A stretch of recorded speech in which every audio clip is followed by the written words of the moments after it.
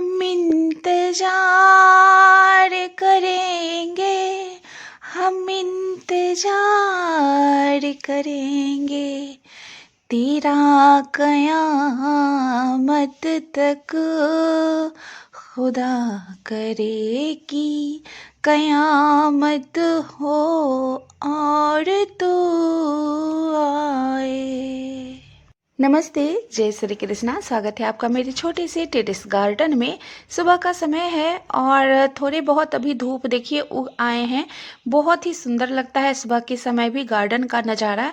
मैं आ गई हूँ, कुछ टोमेटो हैं इसकी हार्वेस्टिंग करने के लिए। टोमेटो बोलना थोड़ा सा अजीब मुझे लग रहा है। मैं फिर से बोलती हूँ, मैं टमाटर की हार्वेस्टिंग करने के लिए आई हूँ एक छोटे से बर्तन लेकर के। जब भी हमारे मेहनत का फल हमें मिलता है तो दिल को बहुत ही ज़्यादा खुशी मिलती है और तसल्ली भी मिलती है। गार्डन में फ़िलहाल मैं ढेर सारे पौधे टमाटर के लगाई थी, जिसमें कि अब फल आ रहे हैं और 2-3 दिनों के बाद ही टमाटर पके हुए हमें मिल ही जाते हैं। टमाटर की पत्ती में मरोड़िया रोग हो चुका है। खैर, होने देते हैं, क्या कर सकते हैं।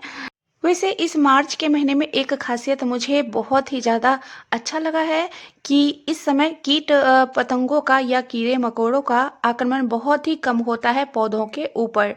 तो मैं टमाटर को तोड़ करके देखिए, मुझे लगा ये 2 टमाटर है, लेकिन मैं फिर से देखी तो एक ही टमाटर है और बीच में ज्वाइंट हो रखे थे। तो मैं इस टमाटर को तोड़ लेती हूँ। कुछ बड़े साइज के टमाटर हैं तो कुछ छोटे छोटे भी टमाटर हैं।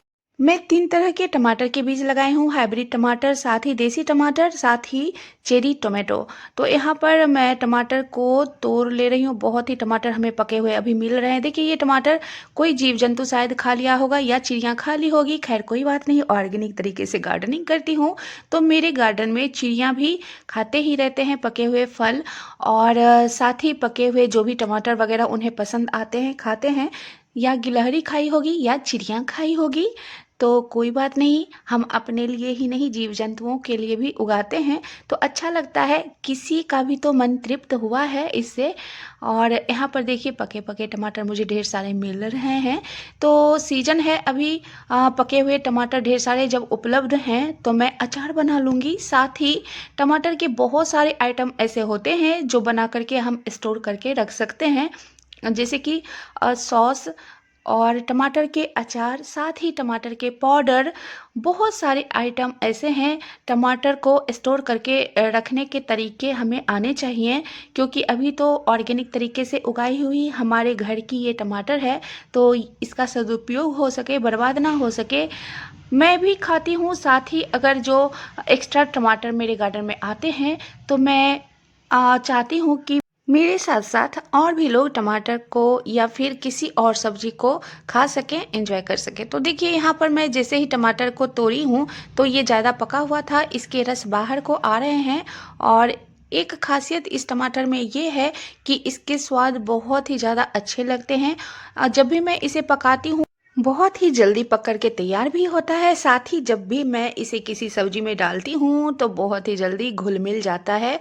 तो जब भी आपको मौका मिले, अगर थोड़ा सा भी स्पेस आपके पास हो तो थोड़े बहुत सब्जियां आप भी उगाइए, खाइए। बहुत ही ज़्यादा फायदेमंद होती है ऑर्गेनिक सब्जियां। मैं किसी भी केमिकल का प्रयोग नहीं करती हूँ अपने गार्डन में। इस बार टमाटर के पौधे बहुत सारे मैं लगाई हूँ। इधर बोरी में मैं लगाई हूँ तो थोड़े से टमाटर के पौधे ग्रो बैग में भी है। इसमें भी मैं देखी हूँ इक्के दुक्के टमाटर पके हुए मुझे मिल रहे हैं तो मैं इसे भी तोड़ लेती हूँ। तो फिर मैं थोड़े बहुत टमाटर तोड़ ली हूँ। अब दूसरे तरफ मैं चलती हूँ, क्योंकि पके पके जो भी टमाटर हैं उसका भी हार्वेस्टिंग करना ज़रूरी होता है, नहीं तो वो पक करके नीचे गिर जाएंगे, बर्बाद ही हो जाएगा। तो इसलिए समय पर हार्वेस्टिंग भी करना ज़रूरी हो जाता है। तो मुझे मिल गए हैं इधर से भी 2-3 टमाटर, मैं इसे भी तोड़ लेती हूँ। तो ये देखिए टमाटर, ये बड़े साइज का है, ये देसी वैरायटी का है तो मैं इसे भी तोड़ ली हूँ। तो मुझे इतने टमाटर आज मिल चुके हैं। तो देखिए कितने लाल लाल और सुंदर सुंदर गोल मटोल से ये टमाटर मुझे मिले हैं मेरे आज की हार्वेस्टिंग से। तो यहाँ पर मूली और सलगम के मैं बीज डाली थी। अब मूली कौन सा है, सलगम कौन सा है, इसमें थोड़ा सा मुझे कन्फ्यूजन हो रहा है। खैर रहने देते हैं।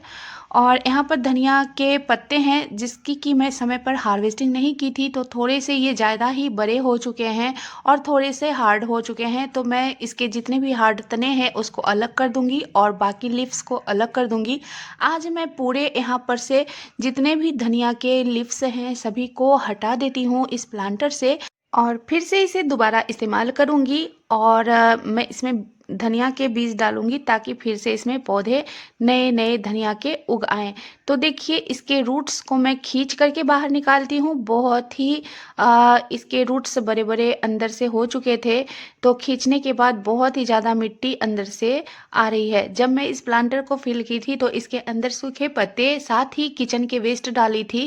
बस थोड़ी सी ही मिट्टी में मैं इसमें धनिया के बीज को डाली थी। धनिया के लीव्स बहुत ही अच्छे तरीके से इसमें ग्रो हुआ था और बहुत ही ज़्यादा मात्रा में धनिया की पत्ती मुझे मिली थी। तो देखिए सारे रूट्स को मैं एक तरफ रख देती हूँ, ये बर्बाद नहीं होगा, मैं इसका भी उपयोग कर लूँगी। मेरे गार्डन में कचरा बर्बाद नहीं होता है, कुछ भी बर्बाद मैं नहीं करती हूँ, चाहे सूखे पत्ते हो, गार्डन की गंदगी हो, कुछ भी हो, वेस्ट नहीं जाता। तो सारे रूट्स को निकाल निकाल करके मैं एक तरफ रखती हूँ। इसके अंदर जो भी मैं किचन वेस्ट वगैरह डाली थी सभी घुल मिल करके मिट्टी में मिल चुके हैं।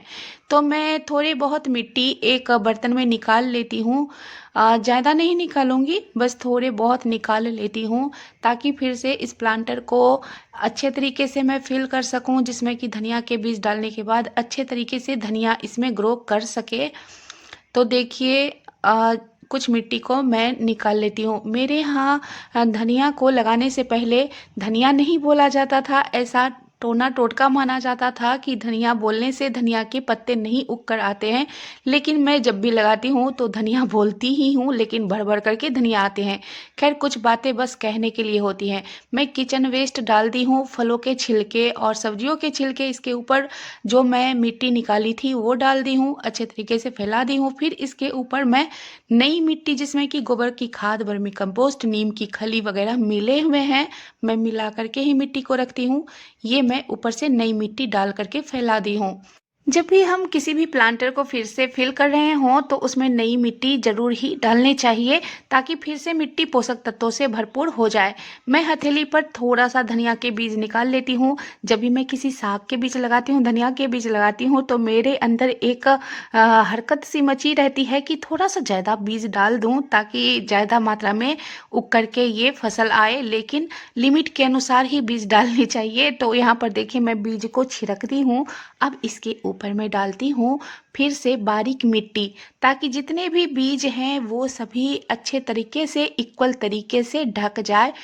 मैं जब भी किसी भी प्लांटर को रीयूज करती हूँ, फिर से उसमें फसल लगाती हूँ, तो इसी तरीके से फिल करती हूँ प्लांटर को। अब देखिए बारीक मिट्टी मैं लेकर के इक्वल तरीके से बीज के ऊपर फैला देती हूँ। जब भी मैं किसी भी प्लांटर में फिर से नए कुछ सब्जी वगैरह लगाती हूँ तो इसी तरीके से प्लांटर को फिल करती हूँ, जिसमें कि कम मात्रा में मिट्टी लगे, ज़्यादा सूखे पत्ते, ज़्यादा किचन वेस्ट ही उसमें मैं डालती हूँ और फिर से इस तरीके से लगा देती हूँ। अब मैं लेती हूँ प्लास्टिक की एक टोकरी, इसमें मैं छेद पहले से ही कर दी हूँ, इसमें भी मैं धनिया के बीज ही डालूंगी ताकि हमारे गार्डन में धनिया, मिर्ची, पुदीना ये सब हमेशा बने रहे। इसीलिए मैं इक्के दुक्के प्लांटर में धनिया के बीज बस डालते ही रहती हूँ। पुदीना हमेशा मेरे गार्डन में मौजूद रहे, धनिया हमेशा मेरे गार्डन में मौजूद रहे, इस बात का खास ख्याल रखती हूँ। तो मैं लेती हूँ पुराने प्लांटर की मिट्टी और इसको तोड़ते हुए, क्योंकि इसमें बहुत सारे रूट्स अपने जाल फैलाए हुए हैं, तो इसलिए मैं इसे अच्छे तरीके से तोड़ती हूँ और नीचे फैला देती हूँ। तली में मैं पुरानी मिट्टी, सूखे पत्ते इसलिए डालती हूँ ताकि जब भी मैं इसके ऊपर किचन वेस्ट फैलाऊँ उसके जो भी लिक्विड रिलीज होंगे डिकम्पोस्ट के दौरान सभी इस मिट्टी में समा जाएंगे और पोषक तत्वों से भरपूर मिट्टी बन करके तैयार हो जाएगी। मैं इसके ऊपर किचन वेस्ट फैला देती हूँ। इसमें तुरई के छिलके, पपीता पके हुए ज़्यादा पक गए थे वो सभी हैं। पुराने प्लांटर से जो धनिया के रूट्स मैं निकाली थी उसको भी मैं तोड़ तोड़ करके चारों तरफ फैला देती हूँ अच्छे तरीके से। ज़्यादा रूट्स इसमें नहीं दूंगी, जितना पर्याप्त होगा उतना ही डालूंगी, फिर दूसरे प्लांटर में मैं इस कचरे को डाल दूंगी। तो यहाँ पर थोड़े बहुत रूट्स मैं फैला देती हूँ अच्छे तरीके से।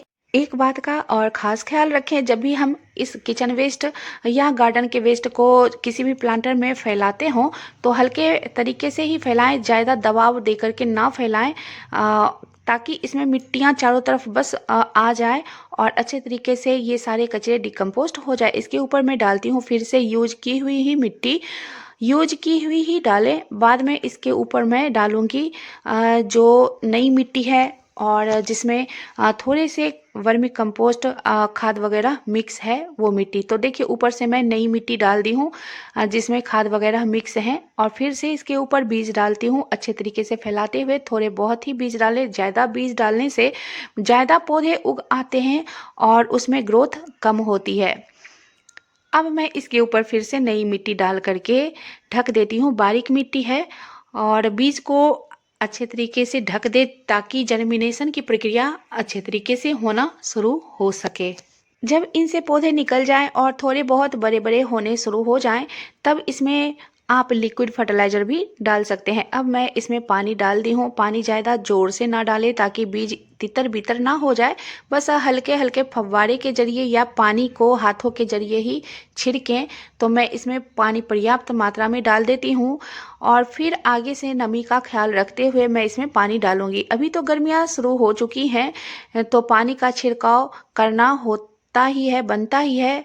मैं पुदीना भी यहाँ पर लगा दी हूँ। अब लेती हूँ धनिया के पत्ते जो मैं तोड़ करके हटाई थी, इसके मुलायम मुलायम पत्ते को तोड़ लेती हूँ। बाकी के हार्ड तने मैं रख दूँगी। किसी भी प्लांटर को फिर से मैं जब फिल करूँगी तो ये हार्ड तने का इस्तेमाल कर लूँगी। तो मुलायम पत्ते देखिए धनिया के यहाँ पर तोड़ ली हूँ, तने को अलग कर दी हूँ।